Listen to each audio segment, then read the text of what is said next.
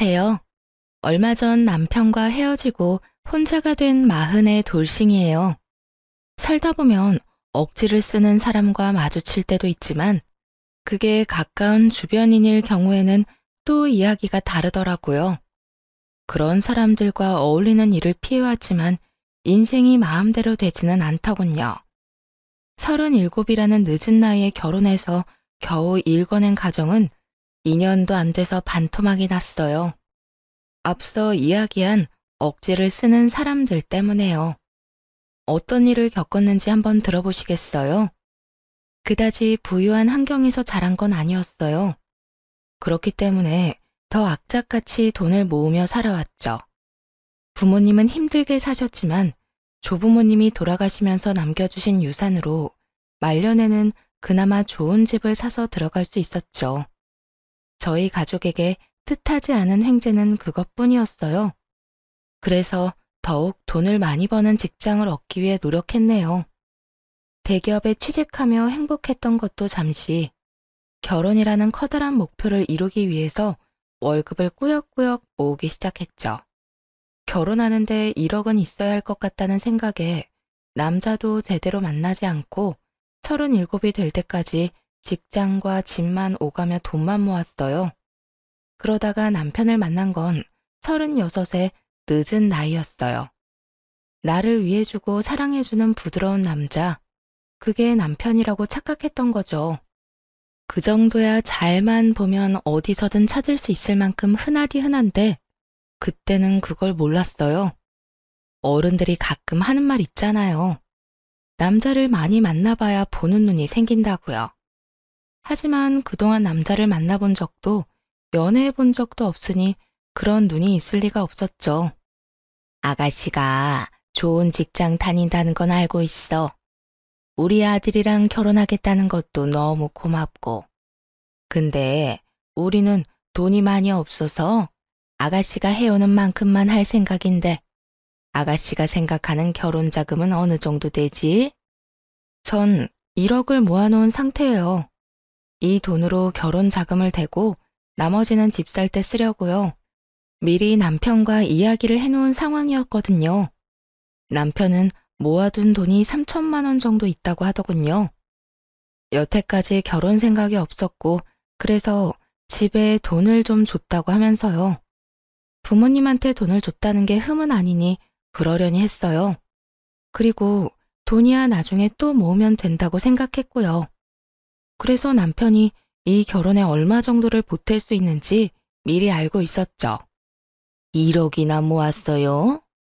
요즘 아가씨답지 않게 야무지고 알뜰하네. 우리 아들이 참 괜찮은 아가씨를 만나서 다행이에요. 이 대답에 시모는 무척 흡족해했어요. 그리고는 상견례 날짜를 바로 잡았고요. 날짜가 정해지고 나서부터는 훈훈한 분위기가 이어졌어요. 시모는 저희 친정 부모님에게도 굉장히 잘해주셨죠. 어쩜 애를 이렇게 야무지게 키우셨어요? 시집 올 때 이렇게 야무지게 모아서 오는 아가씨도 없을 거예요. 자랑은 아니지만 우리 딸이 어릴 때부터 생활력도 있고 참 괜찮은 아이예요. 좋게 봐주시니 감사하네요. 화기애애한 분위기에서 상견례가 끝이 나고 결혼식 날짜를 잡을 일만 남았죠. 그런데 그 다음날 시모가 저만 살짝 불러냈어요.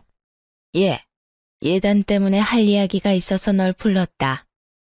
예단에 관한 건 이미 상견례에서 이야기가 다 끝난 상황이었어요. 형편대로 하기로 했고 무리하지 않는 선에서 해가기로 했죠. 구체적으로 얼마라고 말하진 않았지만 생각하는 적정선은 있었어요.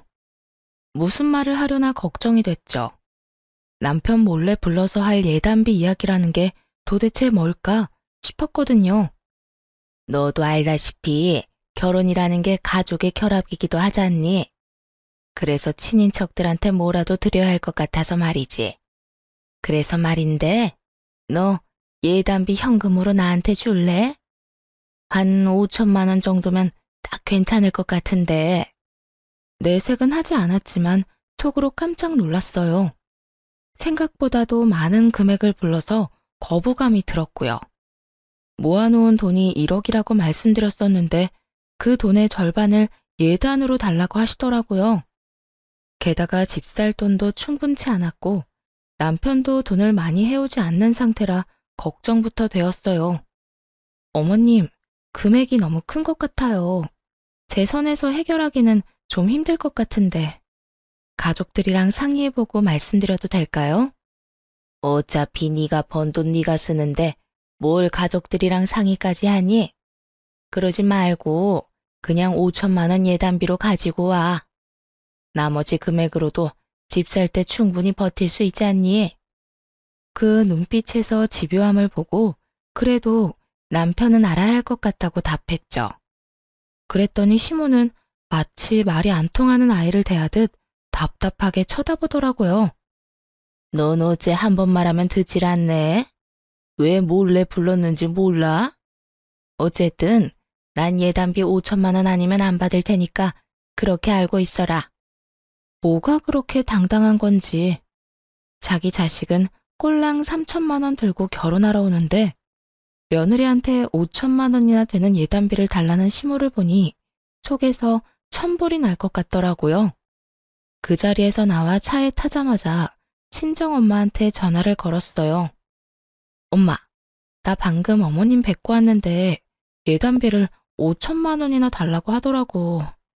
어떻게 할지 모르겠어. 게다가 다 현금으로 달라고 하거든? 근데 받은 신혼집 시세가 생각보다 높아서 5천만 원이나 주기 힘들 것 같아. 뭐? 예단비를 5천만 원이나 요구했다고? 웃긴 아줌마네. 대체 뭐 하자는 거야? 그러면 상견례 때 그 얘기를 했었어야지. 모두가 보는 앞에서 안 된다고 딱 잘라 말했을 텐데. 왜 너만 따로 불러서 그딴 소리를 해? 친정엄마가 열받아 하는 게 느껴지더군요. 아차 싶었어요. 괜한 얘기를 꺼냈나 싶었죠. 이러다 결혼이 엎어지면 어떡하나 걱정도 됐고요. 이때까지만 해도 남편에 대한 사랑은 있었으니까요. 결혼이 무산되면 어쩌나 하는 걱정이 컸죠. 엄마, 일단 진정해봐. 내가 남편이랑 잘 얘기해볼게. 어머님은 아무한테도 얘기하지 말라고 하던데 그래도 남편은 알아야 할 거 아니야. 그 여편네가 아무한테도 얘기하지 말래? 아이고, 그거 그냥 돈 꿀꺽 하려는 거 아니니? 아무리 봐도 이상하다 얘. 상견례 때 말 안 하고 몰래 한 것도 이유가 있을 거야. 일단 너 예단비 주러 갈 때 혼자 가지 마. 엄마랑 같이 가자. 솔직히 이런 일까지 엄마를 끼고 싶진 않았지만 사안이 사안인지라 엄마에게 부탁할 수밖에 없었어요. 시모에게는 말하지 않고 친정엄마와 함께 약속 장소에 나갔죠. 친정엄마가 함께 등장하자 시모가 상당히 당황한 표정으로 맞이하더라고요. 정말이지 똥 씹은 표정이 이런 거구나 알려주는 표정이었죠. 사부인, 오랜만이네요.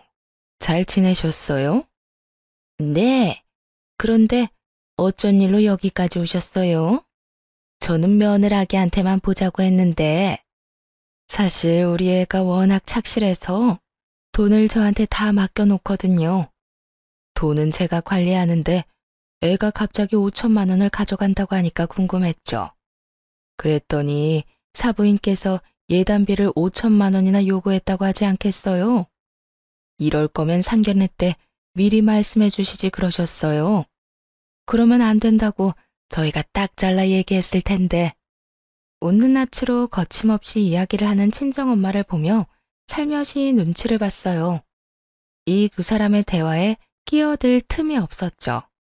이제야 하는 말이지만 솔직히 요즘 결혼하면서 5천만 원도 안 들고 오는 애가 어디 있어요? 요새 결혼 자금이 5천만 원 정도는 된다는데 평균은 해야 되지 않겠어요? 예단비만 생각하시는 건가요? 결혼할 때 드는 돈이 얼마나 많은데요. 그리고 그건 남자가 집을 해올 때나 하는 말이죠. 애들 어차피 둘이 알아서 신혼집 마련한다고 들었는데 아닌가요? 집 해갈 때 사위가 얼마 해올지는 모르겠지만 반반으로 계산하더라도 5천만 원이나 요구하는 건 너무하다는 생각이 드네요. 지지 않고 대답하는 친정엄마를 보던 시모는 부들부들 떨며 저를 쳐다보더라고요. 마치 제가 모든 일의 원흉이라는 듯 말이죠. 그리고 친정엄마는 그런 시선을 본인에게로 돌리려는 듯 예단 봉투를 탁자 위에 탁 하고 올렸어요. 여기 예단비 3천만 원이에요. 5천만 원은 너무 과하다고 생각해요. 그리고 상견례 때 얘기 안 한 거 보면 사돈어른이나 사위는 모르는 것 같은데 5천만 원을 요구한 게 그쪽 전체 의견이 맞는지 확인해 봐도 되나요? 그 말을 듣자마자 시모가 정색하더군요. 표정이 모든 걸 말해주는 셈이었죠.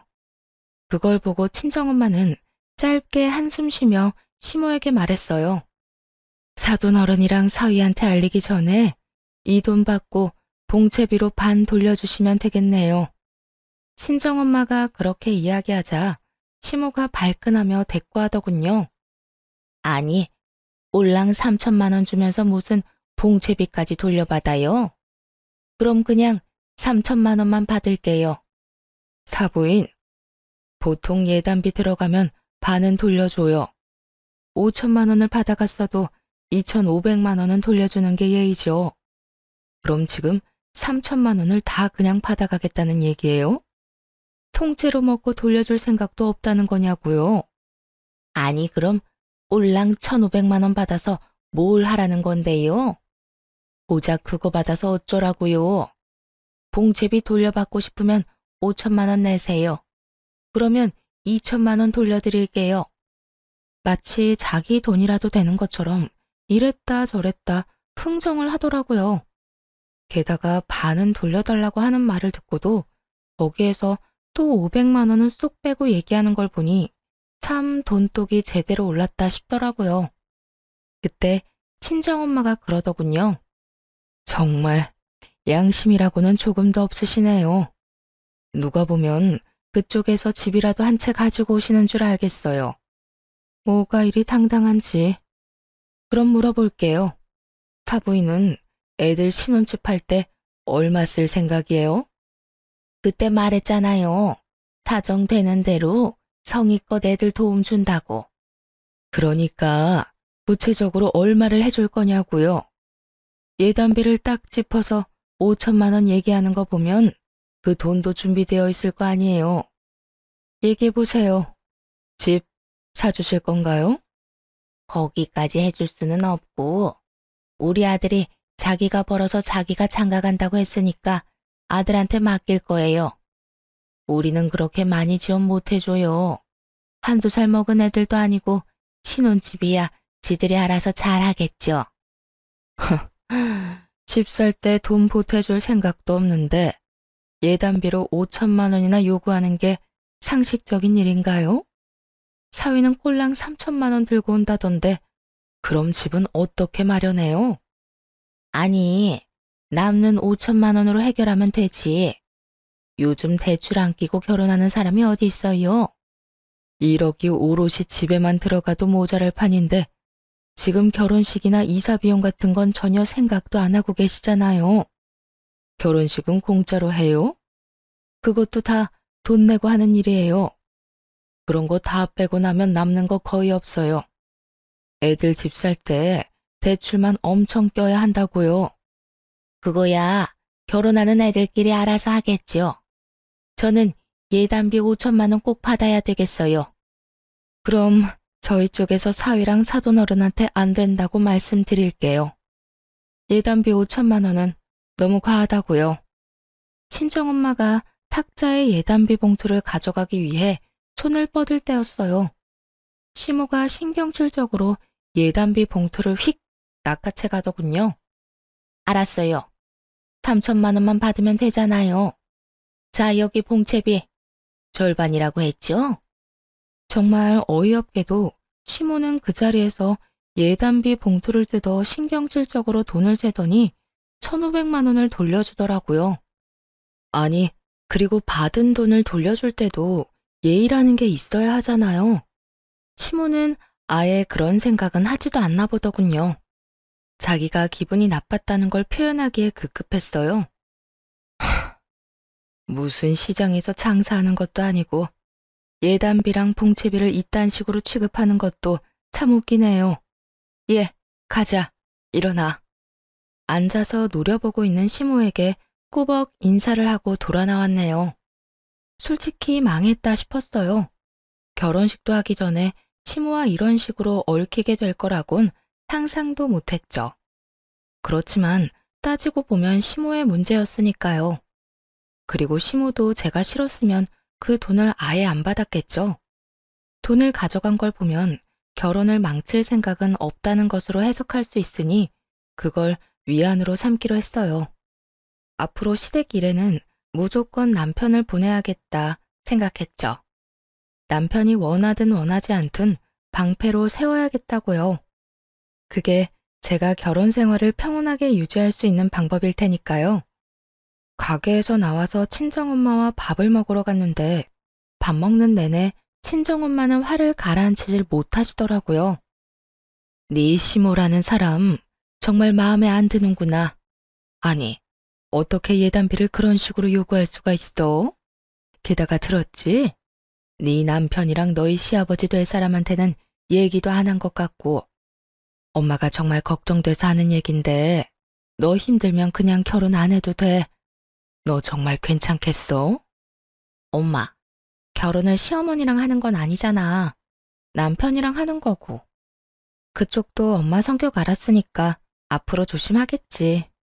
엄마한테 괜히 미안하네. 엄마 진짜 허투루 얘기하는 거 아니야. 힘들면 엄마한테 언제든지 찾아와. 저 옆에 내 성질머리 보니 안 되겠다. 너 시집살이 시킬 관상이야. 시모가 왜 그렇게 예단비를 욕심냈는지 이때는 몰랐어요. 그런데 얼마 지나지 않아 돈 욕심의 이유를 알게 되었네요. 바로 신혼집 때문이었더군요. 결국 시모가 2천만 원을 보태주기는 했거든요. 그게 다 공동명의 때문이었던 건 나중에 알았네요. 시모의 뜬금없는 예단비 요구가 또 시작될까봐 걱정돼서 집 사는 건 최대한 뒤로 미뤘었죠. 그리고 무사히 결혼식을 마치고서야 슬슬 신혼집에 대해 이야기했어요. 결혼식이 끝나고 돈이 얼마 정도 남는지도 중요하니까요. 친정엄마는 돈 욕심 많은 시모 꼴을 보더니 한 가지 충고를 해주시더라고요. 딸, 엄마가 웬만하면 이런 말 안 하려고 했는데 너 결혼할 때 웬만하면 네 이름으로 해. 네가 돈 다 내는 한이 있더라도 최대한 돈 많이 써서 네 명의로 하는 게 좋겠다. 갑자기 그게 무슨 말이야? 남편도 3천만 원 정도 들고 온다고 했어. 그 돈 들고 오는데 어떻게 단독 명의로 해? 대출 끼면 같이 갚아나가야 되는 건데. 대출 최대한 적게 받을 수 있도록 엄마가 우리 집 담보로 대출 받아줄게. 그걸로 너희 집 살 때 써. 무슨 소리야? 우리 집 사는데 엄마가 왜 돈을 그만큼 많이 써? 됐어. 우리가 알아서 할게. 그냥 엄마 말 좀 들어. 엄마가 봤을 때 너희 시어머니 아주 욕심이 대단한 사람이야. 저런 사람이 지 아들 돈이라고 욕심 안 내겠니? 그리고 너희 시어머니 같은 인간들은 돈에 환장하니까 네가 집이라도 해가야 시집살이 같은 거 피하지. 그러니까 엄마 말대로 하자, 응? 친정 부모님 집을 담보 잡아서까지 저희 신혼집을 마련하고 싶은 마음은 없었어요. 솔직히 엄마가 가진 돈이 있어서 그걸로 도와준다고 하면 고맙게 받을 생각이었긴 했죠. 근데 대출이라뇨. 여윳돈도 아니고 집을 담보로 대출을 받는다니. 그렇지만 엄마의 걱정스러운 눈빛을 보니 더 마다하기도 뭐하더라고요. 몇 번이고 그렇게 받으라며 성하시니 어쩔 수 없이 그렇게 하기로 했어요. 남편에게 이야기했더니 촉도 없이 엄청 좋아했어요. 엄마에게 받아온 돈 1억에 제가 가지고 있던 결혼자금 8천만 원, 시모가 준 2천만 원, 그리고 남편이 들고 오기로 한 3천만 원까지 합해서 신혼집을 마련하기 위한 자금을 준비했죠. 그리고 나머지는 대출을 받기로 했고요. 수도권 지역이 아니었기 때문에 생각보다 저렴한 가격에 집을 구매하는 게 가능했네요. 그런데 여기서 문제가 발생했죠. 집을 둘러보고 몇 군데 추려서 이제 계약을 해야지 하는 찰나에 남편이 갑자기 그러더라고요. 여보, 미안한데 내가 내기로 한 3천만 원 못 줄 것 같아. 갑자기 그게 무슨 말이야? 3천만 원을 왜 못 줘? 그거 우리 집 살 돈이라며? 나 이번에 차가 퍼졌잖아. 엄청 오래된 차이기도 하고. 그래서 차를 새로 샀어. 근데 캐피탈로 하려면 대출해야 되는데 우리 집도 대출 끼고 들어가는데 나까지 대출 있으면 위험할 것 같아서 현금으로 그냥 다 주고 샀어. 듣고는 당황했어요. 남편 차가 오래된 차라는 건 알고 있었고 그 차가 종종 말썽을 일으킨다는 것도 알았죠. 하지만 그럴 거였으면 미리 이야기를 해줬어야 하지 않나요? 예산을 잡아두고 아파트를 보고 있었는데 갑자기 3천만 원이 빠져서 곤란해했죠. 그러면 미리 얘기를 하든가. 지금 보고 있던 집들은 못 가잖아. 그럼 좀 더 작은 집으로 가면 되지. 뭔 상관이야. 지금 나한테 돈 다 내라는 말이야? 우리 둘이 결혼하는데? 다는 아니지. 우리 엄마도 돈 냈잖아. 그리고 자기 능력 되잖아. 작은 아파트로 사면 돈도 별로 안 들 거고. 그리고 살면서 내가 많이 도와주면 되지. 뻔뻔하게 짝이 없는 남편의 말을 들으면서 화가 머리끝까지 났어요. 내가 예단비 어머님한테 드린 거 알고 있지? 나한테 집 사도록 만들 거였으면 나 그 예단비 안 줬을 거야. 내가 집까지 다 하는 거나 마찬가지인데 그러면 넌 도대체 결혼할 때 뭘 가지고 올 건데? 내가 생활비 많이 지원해 준다니까. 그러니까 걱정하지 마. 지금 당장 차가 없으면 나 일도 제대로 못 한다고. 아버님은 우리 집 살 때 보태주기로 하셨어? 우리 집? 나도 모르지. 한 1,000만 원 정도는 보태주지 않을까? 아예 기대를 하지 말라는 뜻이었죠. 1,000만 원이면 혼수에 쓰기도 빠듯한 금액이었으니까요. 그럼 공동명의, 그건 어떻게 할 건데? 당신 엄마가 그렇게 원하던 자기랑 나, 공동명의 말이야. 화를 내자 남편이 뭐가 문제냐는 듯 의아한 표정으로 묻더군요. 당신 명의로 해. 난 공동명의 필요 없어. 우리 엄마가 하도 공동명의 하라고 난리를 피우길래 그렇게 말했을 뿐이고, 난 괜찮으니까 당신 단독 명의로 해. 시모가 신혼집을 저희의 공동명의로 하길 원하고 있는 건 익히 알고 있었죠. 하지만 남편이 집을 사야 할 돈으로 본인 차를 사버렸으니 이젠 당당하게 단독 명의를 요구할 수 있는 상황이 되었고요. 진짜 내 이름으로 해도 돼? 해도 돼. 어차피 우리 같이 살 집이고 난 그런 거 신경 안 써. 남편은 그저 지금 탈 자동차에만 신경을 쓰는 것 같더군요. 신혼집에 그렇게까지 관심이 없다는 건 조금 충격이었지만 그냥 그러려니 하고 넘어가기로 했어요. 명의만 제 걸로 해준다면 손해보는 건 없을 거라고 생각했으니까요. 알았어. 그럼 우리 엄마가 집 살 때 돈 많이 보태줬는데 엄마랑 나 공동명의로 해도 되지? 그것도 괜찮지. 장모님이 1억이나 보태주시기로 했잖아. 그렇게 이야기가 마무리되고 우여곡절 끝에 신혼집을 구했네요.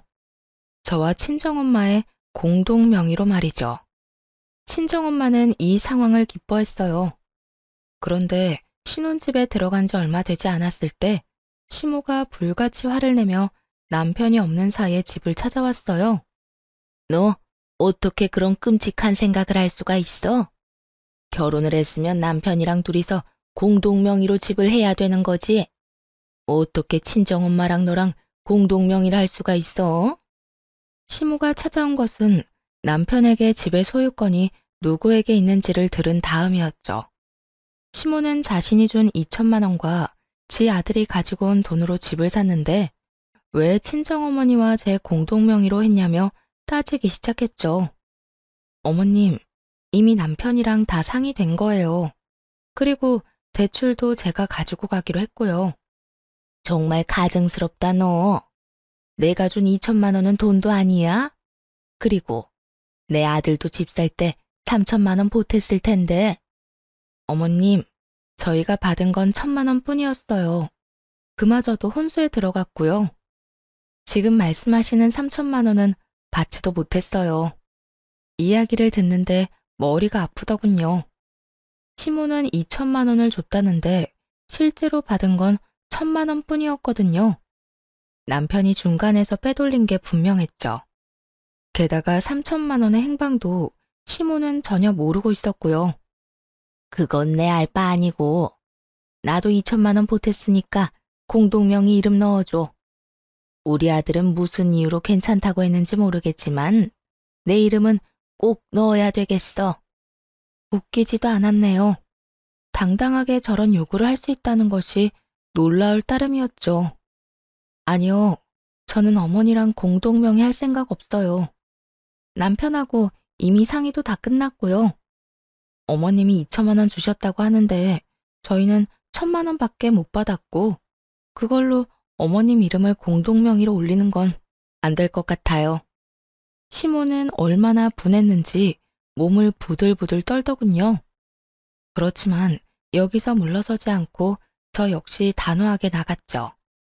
칼 같은 거절에 시모가 이를 악물고 그러더군요. 절대로 안 해주겠다 이거지? 그래, 네가 이기나 내가 이기나 어디 한번 해보자. 아니, 이게 누가 이기고 말고 할 일인가요?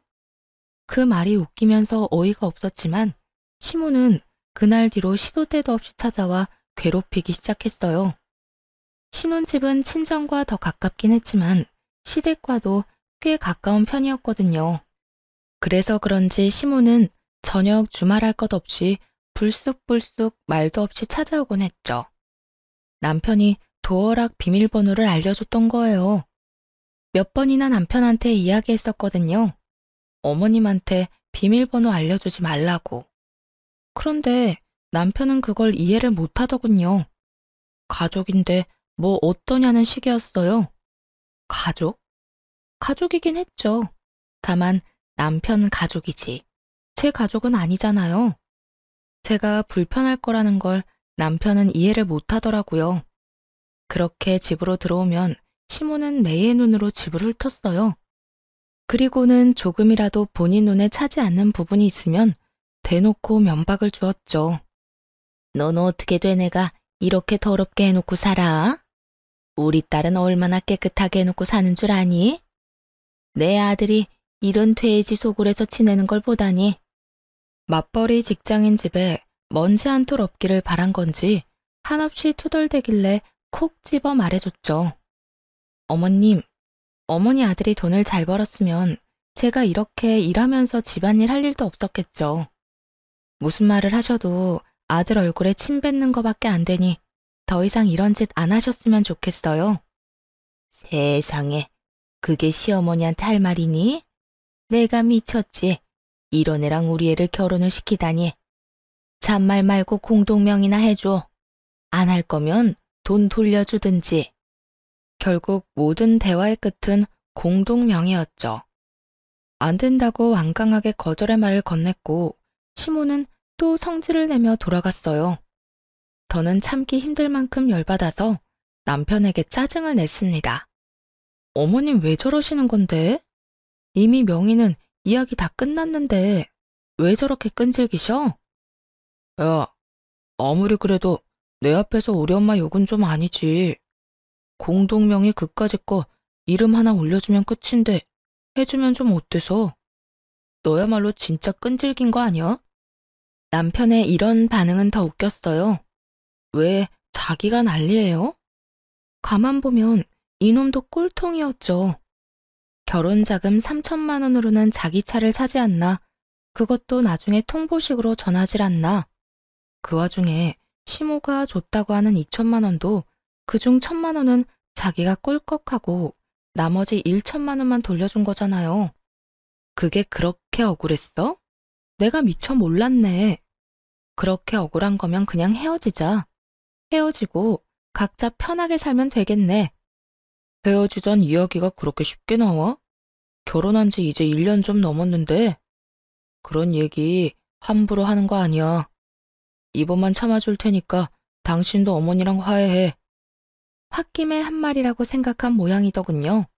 아니요, 전혀 그렇지 않았거든요. 이미 남편과 시모에게 열은 받을 대로 받은 상황이었으니 더는 참고 싶지 않았을 뿐이에요. 온전히 저와 친정 돈으로 산 제 집에서 이 인간이 이딴 식으로 구는 걸 참아줘야 할 필요가 있겠어요? 싸운 그날 이혼 전문 변호사를 찾아갔어요. 그리고 남편 놈에게 다시 이혼을 요구하자 남편 놈의 눈이 지진이라도 난 것처럼 흔들리더군요. 이혼? 미쳤어? 저번에 그거 싸웠다고 지금 이혼하자는 거야? 당신 이거 홧김에 그러는 거야. 제발 진정하고 생각이라는 걸 좀 해봐.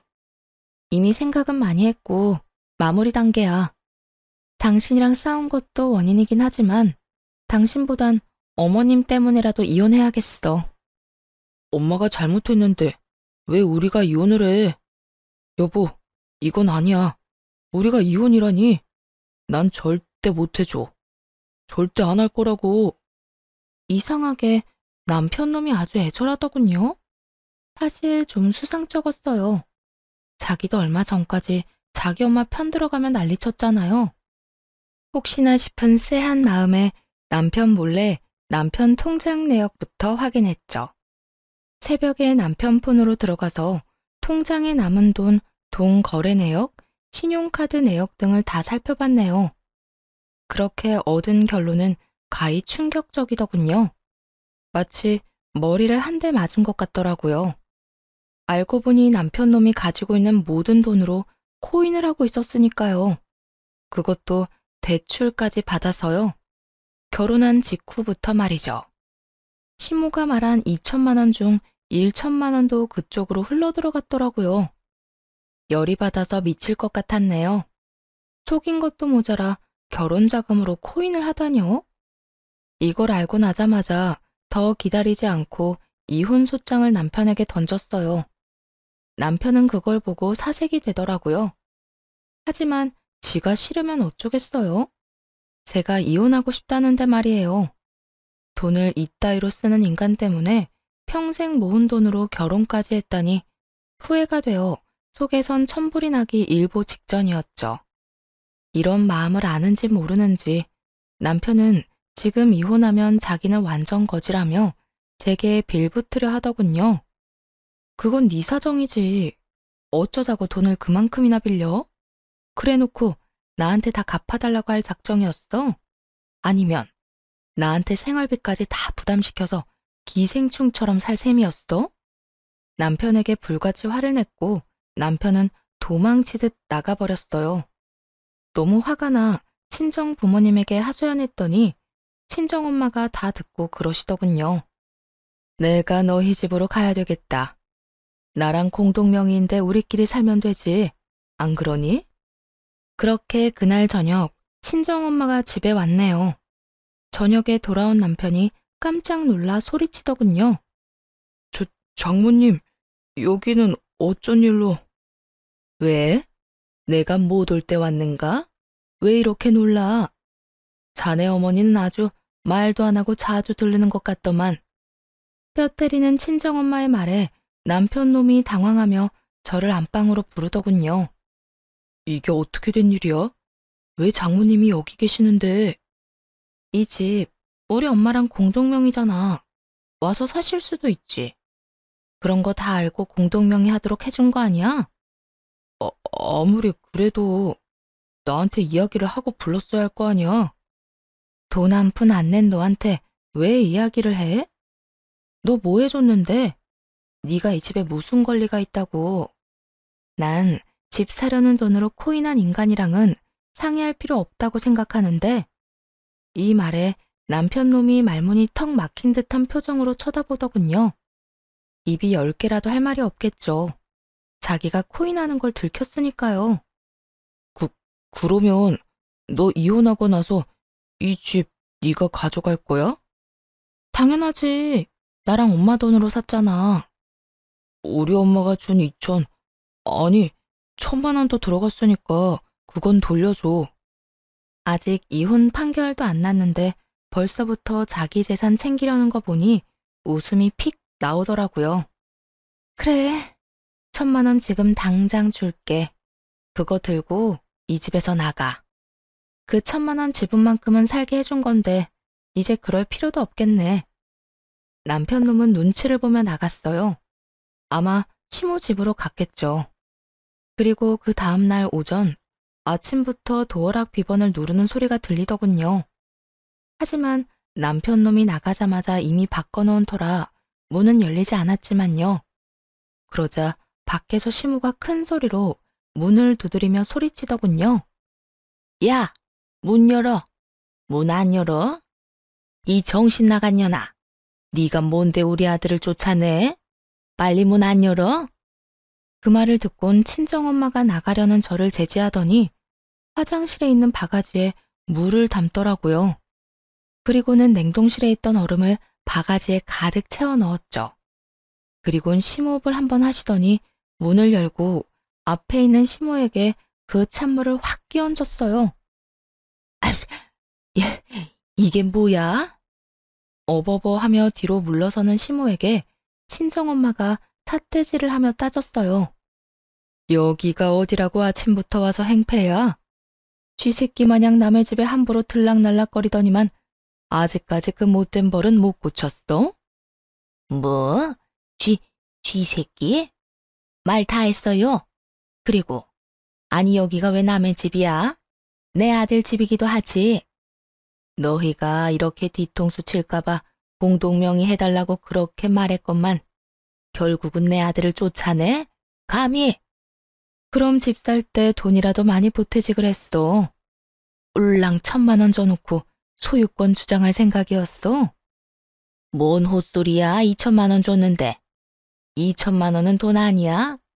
그리고 우리 아들이 준 3천만 원도 돌려줘야지.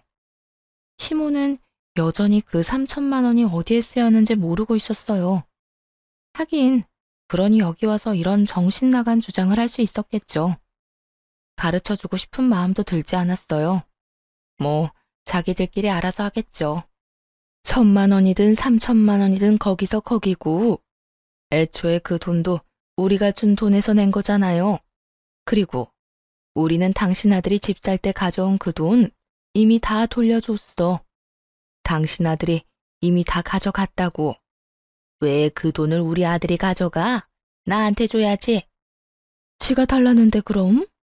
그쪽 아들 통장에서 나온 돈이니 그쪽 아들 편으로 줬고 그거 받아내는 건 당신이 할 일이야. 그 돈이 남아있으려나 모르겠지만 그게 무슨 소리야? 돈이 남아있겠냐니. 그건 직접 알아보시던가. 우리 딸은 당신네 아들이랑 이혼 판결 나면 이제 영영 남이거든. 그러니까 앞으로 이딴 식으로 집에 찾아오지 마. 찾아와서 난동 부리면 경찰에 신고할 거예요. 시모는 자기 아들이 돈을 받아갔다는 이야기에 부랴부랴 돌아가더군요. 그게 더 급했나 봐요. 그리고 시모의 불안은 확신이 됐죠. 남편 놈이 자기 엄마 돈이라며 돌려달라고 해놓고는 자기 급한 불부터 껐더라고요. 그걸 알고 난 시모가 남편 놈을 얼마나 혼냈는지 시댁에 소문이 싹 다 났더군요. 비 오는 날 먼지 나도록 두드려 맞았다면서요. 그렇게 이혼은 싱겁게 끝났어요. 나누고 뭐 할 것도 없었네요.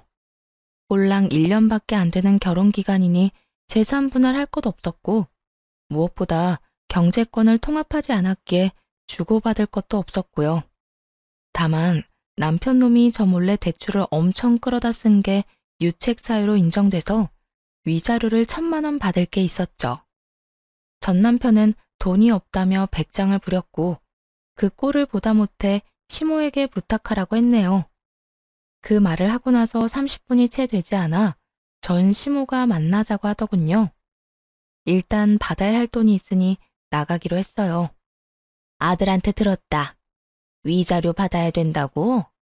그런데 너 그 전에 계산해야 하는 거 있지 않아? 아들한테 받은 3천만 원, 그것부터 돌려줘야지. 어이가 없어서 둘을 번갈아 보며 웃어버렸네요. 아직도 그 이야기를 안 했단 말이야? 너도 진짜 대단하네. 무슨 소리야? 너희 대체 무슨 이야기 하는 거야? 아무것도 모르던 시모만이 불안한 표정으로 바라보더군요. 그 3천만 원은 저한테 온 적도 없거든요. 아줌마 아들이 그 3천만 원으로 차 샀어요. 물론 차만 샀는지는 알 수 없지만. 말이 끝나자마자 시모는 불같이 화를 내며 전 남편 놈을 추궁하더군요. 그게 무슨 소리니? 그 3천만 원도 내가 집 살 때 보태라고 준 거잖아. 네가 인간이야? 어디 자식놈이 엄마 등에 칼을 꽂아? 남편 놈이 모았다던 그 3천만 원도 자기 돈이 아니었던 거죠. 완전 쭉정이었어요, 쭉정이. 실속이라고는 전혀 없는 빈수레.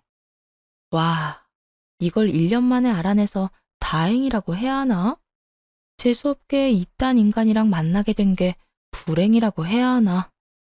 시모는 화를 못 이겼는지 전 남편을 열심히 두드려 패더라고요.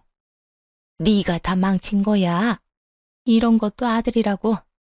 너 이혼하고 한 푼도 못 받고 빈털터리로 나오게 됐잖아. 도대체가 그 돈을 다 어디에 쓴 건데? 아, 코인에 다 넣은 걸로 아는데요. 코인? 그 망해가는 그거? 이런 미친놈이 다 있나?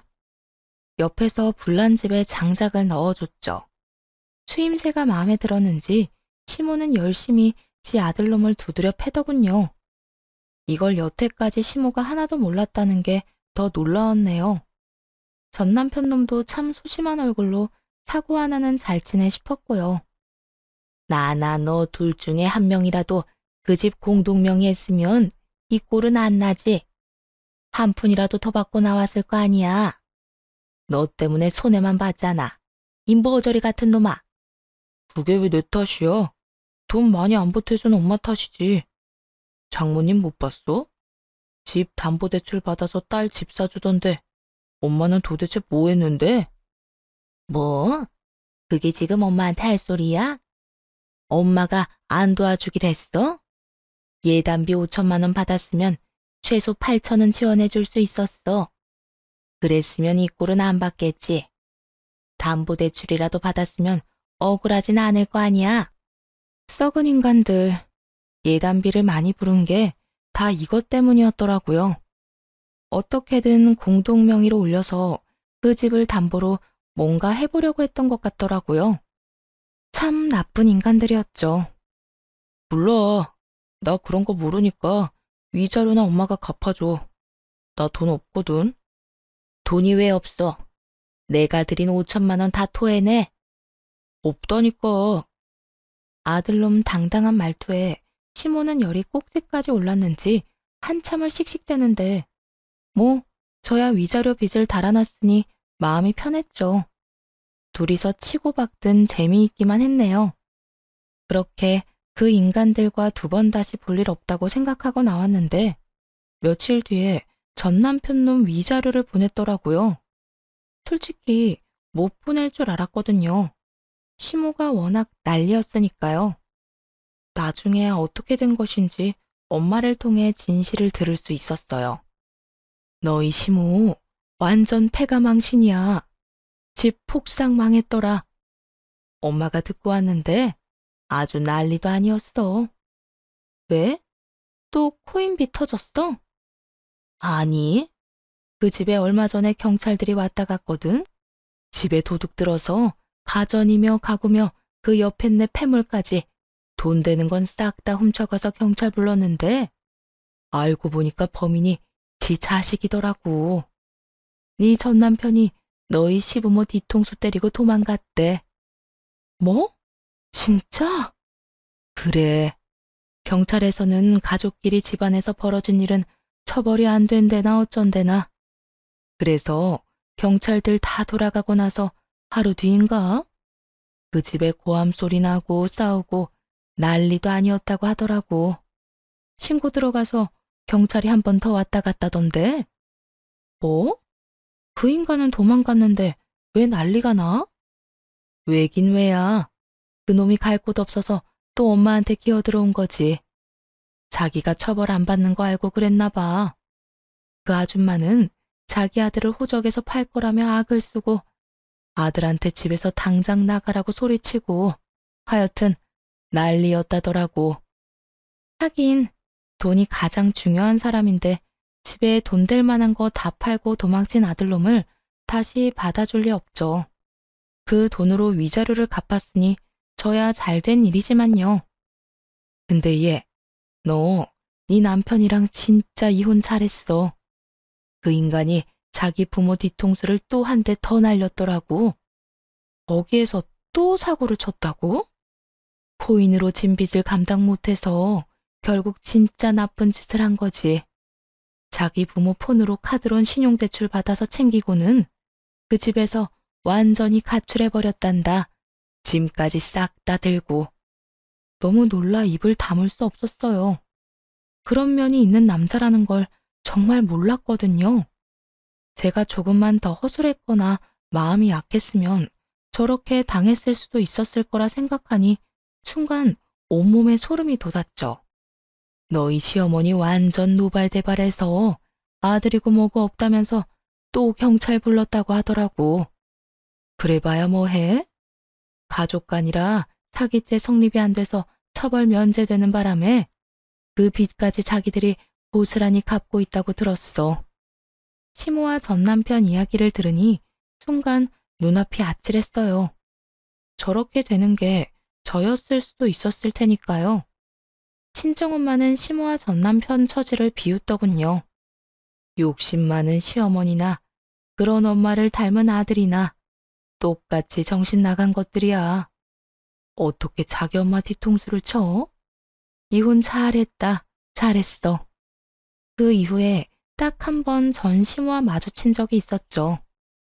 이제 다 늙어 애들 재롱 봐야 하는 나이에 땡볕에 나와서는 시에서 주는 일을 하고 있더군요. 시모는 눈이 마주치니 헐레벌떡 다가와 그러더라고요. 며느라가 내가 잘못했다. 그러니까 내 아들놈 좀 다시 데려가라. 너랑 살 때가 그나마 인간답게 사는 거였어. 지금은 어디 있는지도 모르는데 내 이름으로 계속 사고만 친다.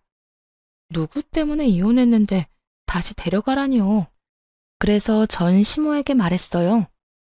불량품은 다시 가져올 생각 일절 없어요. 그러니까 아주머니나 잘 고쳐서 써보세요. 저한테 그랬죠? 누가 이기나 보자고. 아들이나 잘 모시고 사세요. 평생 그렇게 아들 뒤치다꺼리 하면서. 아가, 제발 부탁이다. 우리 좀 살려주면 안 되겠니? 우리가 그래도 가족이 됐던 적도 있지 않니?